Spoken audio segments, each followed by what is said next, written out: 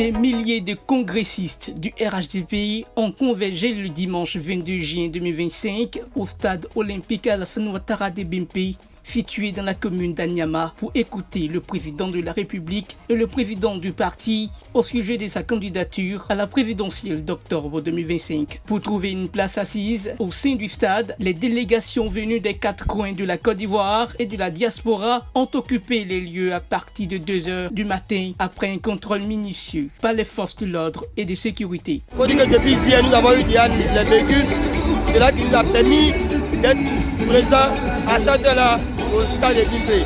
Le trajet Moronou jusqu'ici, ça n'a pas été facile.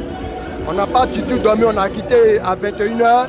Nous sommes arrivés ici à 3h du matin.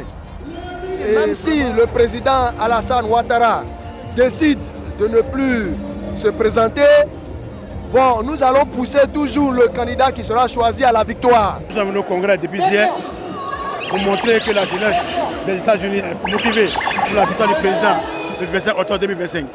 Un coup KO, c'est d'heure officiel. Quand vous voyez ça, il n'y a rien à dire.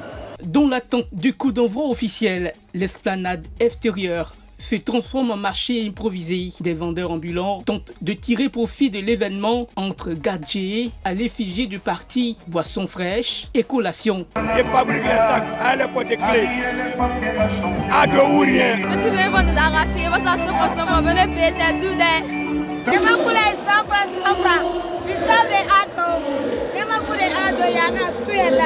Pendant ce temps, des bénévoles abordant des chasubles aux couleurs du RHDP sillonnent les lieux, armés de gants et de sacs à poubelle. Leur mission, faire de ce rassemblement un événement sans déchets. Les gens passent et tout soit propre, c'est ça. Ce jeune homme erre à la recherche de sanitaires, un rappel de certains grands événements. Non, il ne sait pas où ça est.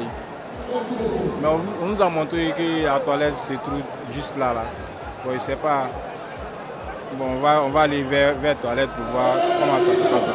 Un impressionnant dispositif sécuritaire est déployé pour veiller au bon déroulement du congrès. Forces de l'ordre, volontaires et sapeurs-pompiers sont visibles à chaque coin stratégique du stade. Dans un esprit de solidarité, les délégations ont tenu à apporter de quoi nourrir leurs membres pour affronter la journée.